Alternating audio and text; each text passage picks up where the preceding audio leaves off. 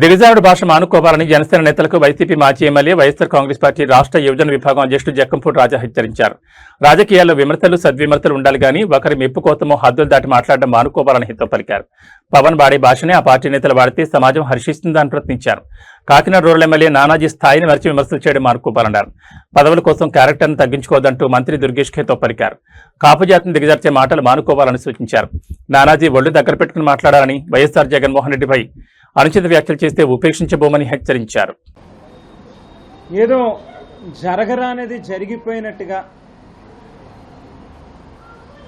ఈ కూటమి పార్టీల నాయకులందరిలోని ఒక్కసారే ఉలిక్కి పడ్డం అనేటువంటిది వాళ్ళలో ఎంతగా మా పట్ల భయం ఉన్నది అనేటువంటిది స్పష్టంగా అర్థమవుతా ఉంది. ఈవేళ ముఖ్యంగా చిరంజీవి గారి యొక్క కుటుంబం విషయానికి వస్తే ఈ రాష్ట్రంలో చాలామంది పార్టీలకు అతీతంగా, కులాలకు అతీతంగా కొన్ని కోట్ల మంది అభిమానించి ఆదరించి,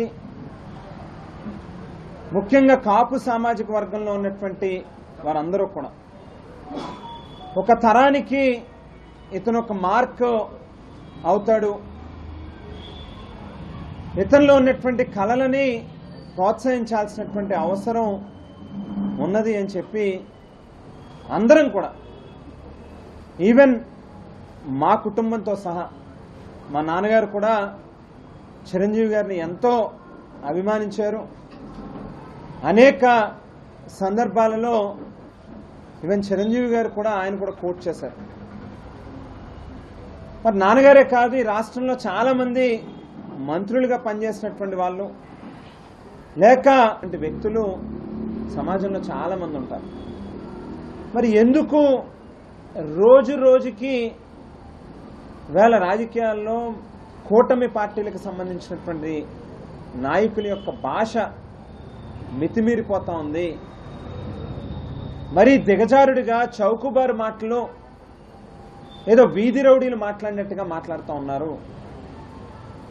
దానికి మూలాలేంటి అని చెప్పి చూస్తే స్వయంగా జనసేన పార్టీ అధినేత పవన్ కళ్యాణ్ గారే, ఒరే వైసీపీ ఎమ్మెల్యే నా కొడకల్లారా, కాపు ఎమ్మెల్యే నా కొడకల్లారా అని మాట్లాడతాడు. ఆయన ఎప్పుడైతే ఆయన ఆ భాష మాట్లాడతాడో, నాయకుడు ఏ దారిలో నడుస్తాడో ఖచ్చితంగా వెనకాల ఉండేటటువంటి వాళ్ళు కూడా అదే రకమైనటువంటి భాషని అలవరుచుకుంటారనేటువంటి దాంట్లో ఏం అనుమానం లేదు. ఇవాళ పోటీ పడతా ఉన్నారు జనసేన పార్టీలో ఉన్నటువంటి నాయకులు. నేను ఒక మాట మాట్లాడితే దానికి అంతకు మించినటువంటి బూతులో, లేకపోతే అంతకు మించి దిగజారినటువంటి మాటలో మాట్లాడేటటువంటి పరిస్థితి. ఇవాళ వైసీపీ పార్టీలో దాదాపుగా ఒక 9 మంది మాజీ మంత్రులుగా పనిచేసినటువంటి వాళ్ళు, అనేక మంది శాసనసభ్యులుగా వివిధ హోదాలలో ఓ గౌరవప్రదమైనటువంటి పదవుల్లో పనిచేసినటువంటి వాళ్ళు, దాదాపుగా ఆ సంస్కృతిలోంచి వచ్చినటువంటి వాళ్ళు మనందరం కూడా, ముఖ్యంగా తూర్పుగోదావరి జిల్లాకి సంబంధించినటువంటి నాయకులు, ఏ పార్టీకి సంబంధించినటువంటి వాళ్ళైనా కూడా మన భాషని జాతీయ స్థాయిలో, అంతర్జాతీయ స్థాయిలో చాలామంది చాలా గౌరవంగా చూస్తారు. మన ప్రాంతం నుంచి వచ్చేటటువంటి వ్యక్తులని చాలా పద్ధతిగా, మనం ఒక గౌరవప్రదమైనటువంటి కుటుంబాల నుంచి వచ్చామనేటువంటి విధానంలో మనల్ని చూస్తారు. ఎందుకు మనల్ని చూస్తారని అంటే, మనం ఎవరికి తీసుకెళ్ళేమి సంచిలో లేకపోతే కోట్ల రూపాయలు వాళ్ళకి పెట్టుబడిలో పెట్టం. మనం మాట్లాడేటటువంటి భాష, మనం ప్రవర్తించేటటువంటి తీరు గోదావరి జిల్లాల ప్రజలను అనగానే చాలా హుందాతనంగా చూసేటటువంటి కార్యక్రమం జరుగుతుంది. కానీ రోజు రోజుకి వేళ రాజకీయాల కోసం మరీ దిగజారిపోయి వేళ జనసేన పార్టీకి సంబంధించినటువంటి నాయకులందరూ కూడా మాట్లాడుతూ ఉన్నటువంటి మాటలు తెలుగుదేశం పార్టీ వాళ్ళని ఆదర్శంగా తీసుకుని మాట్లాడుతున్నటువంటి మాటలుగా స్పష్టంగా కనిపిస్తూ ఉన్నాయి. ఈవేళ దమ్ము గురించి మాట్లాడతారు కొంతమంది నాయకులు. నేను అడుగుతా ఉన్నా, దమ్ము గురించి మాట్లాడాలనంటే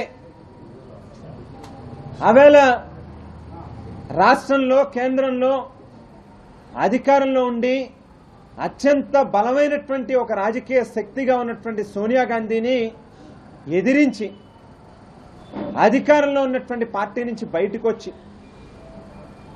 ఆయన మీద కేసులు పెట్టి 16 నెలల పాటు జైల్లో పెడితే దమ్ముగా ఎదుర్కొని ఓ రాజకీయ పార్టీని స్థాపించి ఆయన కాపులు మిమ్మల్ని అభిమానిస్తా ఉన్నారో వారు ఓన్ చేసుకున్నటువంటి పరిస్థితుల్లో ఒక బలమైన రాజకీయ శక్తిగా ఎదుగుండేవారే. మరి ఎందుకు ఆ రకమైనటువంటి దారిలో మీరు నడవట్ల? మీ కాళ్ళ మీద మీరు నిలబడి మీరే ఒక రాజకీయ శక్తిగా ఎదగడం మానేసి ఎవరికో కూలీల కింద ఇంకో 15 సంవత్సరాల పాటు చంద్రబాబు గారే ముఖ్యమంత్రి అవ్వాలి, ఆయన జెండాను మేము మోస్తాం, ఆయన కుర్చీలో కూర్చోబెట్టడం కోసం మేము పనిచేస్తామని అంటే ప్రజలు ఏమైనా పిచ్చోళ్ళ? ముఖ్యంగా కాపులు ఏమైనా చెవులో పువ్వులు పెట్టుకుని మరీ అమాయకంగా కనిపిస్తా ఉన్నారా?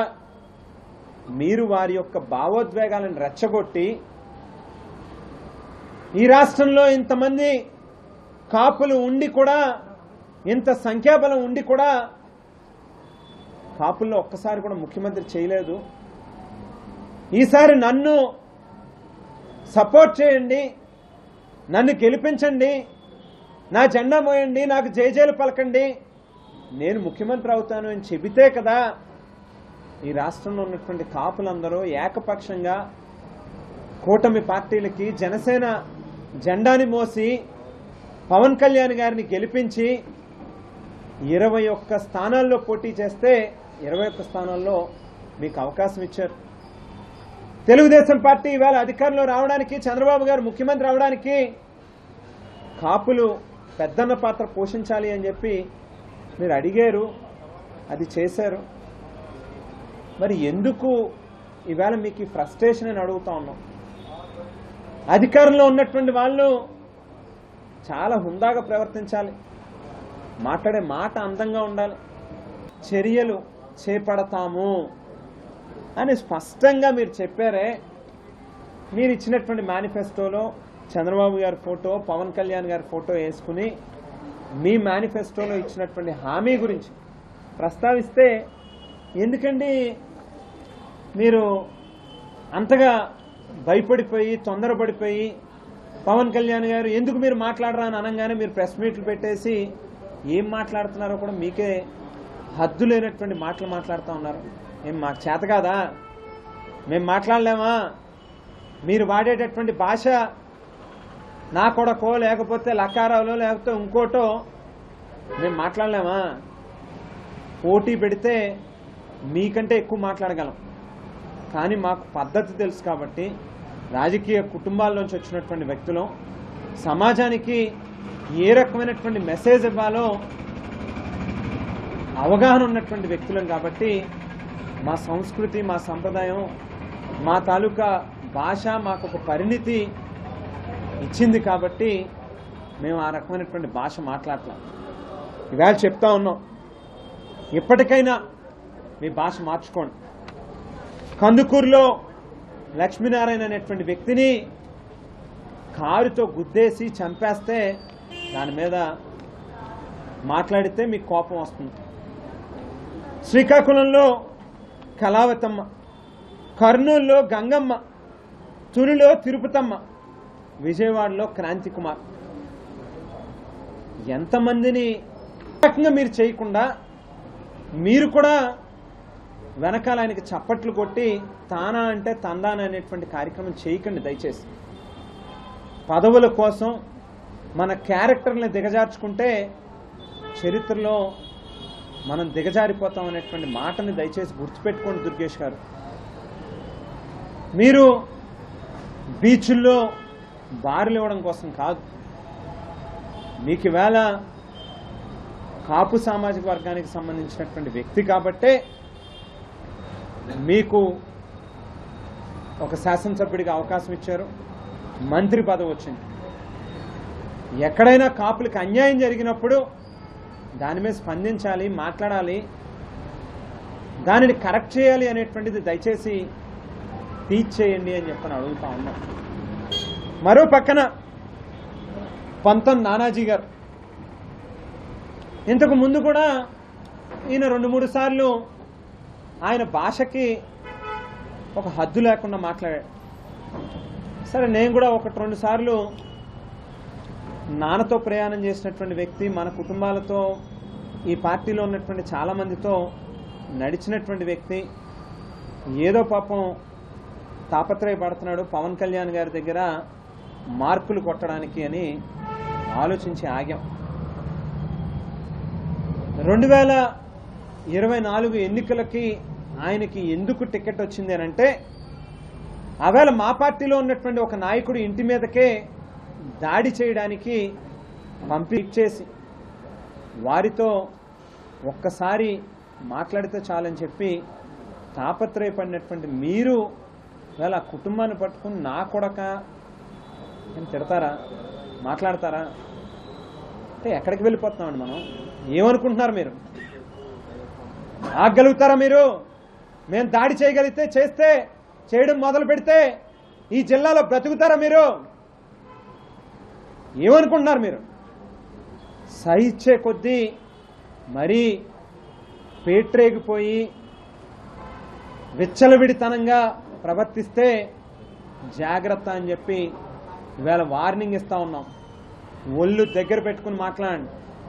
ఏది పడితే అది మీరు మాట్లాడితే ఊరుకుంటారని చెప్పని అనుకోవద్దు. రోజు రోజుకి మీరు చేసేటటువంటి పనులు, మీ మాటలు మితిమీరిపోతూ ఉన్నాయి. మీరే రంగరాయ కాలేజ్లో చదువుకున్నటువంటి ఒక దళిత ప్రొఫెసర్ని దుర్భాషలాడతారు, ప్రాయశ్చిత్తం దీక్షలని పెడతారు. ఎందుకండి మీకు మరి ప్రాయశ్చిత్తం దీక్షలు అయ్యాను? నాటకాలు ఎందుకు? కపట నాటకాలు. మాట్లాడితే ఒకటే భాష మాట్లాడండి, లేదంటే తప్పు అయిందని అంగీకరించి రెండోసారి ఆ తప్పు జరగకుండా కరెక్ట్ చేసుకోండి. గట్టిగా ప్రెగ్నెన్సీలు చేస్తాడు, అపార్షన్లు చేస్తాడు, ఇంకొకడేమో నోటికి వచ్చినటువంటి భాష మాట్లాడతాడు, ఇంకొకడేమో దోపిడీ. సరే, ఎక్కడి నుంచి వచ్చారా మీరు అందరూ? ఎలా దొరికారా బాబు? నాకు అర్థం కావట్లా. ఇటువంటి వాళ్ళందరినీ ఎమ్మెల్యేలు చేసి రోడ్ల మీద వదిలేసి సమాజం మీదకి ఏది పడితే అది మాట్లాడండి అనేటువంటి ఒక సంస్కృతి నేర్పిస్తూ ఉన్నాం. జాగ్రత్త అని చెప్పి చెప్తా ఉన్నాం, ఇవాళ హెచ్చరిస్తూ ఉన్నాం. ఒళ్ళు దగ్గర పెట్టుకుని. ఎందుకనంటే మీకు కావాలి అధికారం, మీకు పోలీసులు కావాలి, మీకు ప్రభుత్వం ఉండాలి. మాకు అవసరం లేదు, అధికారంతో పని లేదు. ఒక్కసారి తలుచుకుంటే రోడ్ల మీద పెట్టి బట్టలు ఉడదీస్తానేటటువంటి కార్యక్రమం చేస్తాం. దయచేసి రాజకీయాల్లో ఒక పద్ధతి, హుందాతనం, గౌరవంగా ప్రవర్తించేటటువంటి పద్ధతి అలవర్చుకుంటే బాగుంటుంది. ఈవేళ కూడా మా పద్ధతి మాకు అడ్డొస్తుంది కాబట్టి ఇంతకు మించి మాట్లాడట్లా, లేకపోతే మీరు మాట్లాడేటటువంటి భాషకి ఇంకా ఎక్కువ మాట్లాడచ్చు. దయచేసి పద్ధతిగా మాట్లాడండి అని చెప్పి ఈ సందర్భంగా జనసేన పార్టీ నాయకుల్ని కూడా హెచ్చరిస్తూ, కాపు జాతిలో పుట్టినటువంటి మనం జాతికేడ పద్మనాభం గారికి, మా కుటుంబానికి, గతంలో నాన్నగారికి ఆయనకి చాలా వైరం ఉండేది, చాలా గ్యాప్ ఉండేది. అటువంటిది ఈవేళ మేమే ముద్రగడ పద్మనాభం గారిని ఎంతో ఓన్ చేసుకుని ఎంతగానో అభిమానిస్తా ఉన్నాం. ఎందుకు కారణం అని అంటే, నిజంగా పాపం రాజకీయాల్లో ఒక బలమైనటువంటి శక్తిగా నాయకుడిగా ఉన్నటువంటి పద్మనాభం గారు ఎందుకు ఈవేళ రాజకీయాల్లో పాపం పాడైపోయాడు, ఆర్థికంగా కానీ రాజకీయంగా కానీ పాడైపోయాడనంటే కేవలం కులం పేరు ఆయన మీద వేసుకున్నాడు కాబట్టి, భుజాల మీద కులం కోసం ఏదో చెయ్యాలి అని తాపత్రయపడ్డాడు కాబట్టి పాపం ఇవాళ రాజకీయంగా నాశనం అయిపోయాడు, ఆర్థికంగా దెబ్బతినేశాడు. నిజంగా అటువంటి వ్యక్తుల గురించి నోరు ఎలా వస్తుందండి మాట్లాడడానికి?